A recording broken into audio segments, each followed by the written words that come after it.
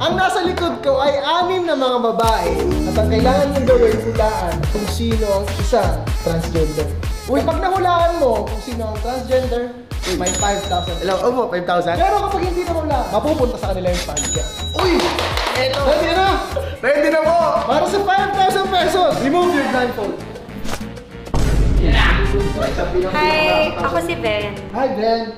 Ben. Hi, ako si Yan. Hi, I'm Cheska. I'm Mika. Hi, I'm Jaira. Jaira. Jaira. Okay, the final answer. Okay. Si Ma'am. Sino? Si Ma'am Ayana. Ang napili ni Dudong ay si Miss Ayana. Si Miss Ayana ay isang...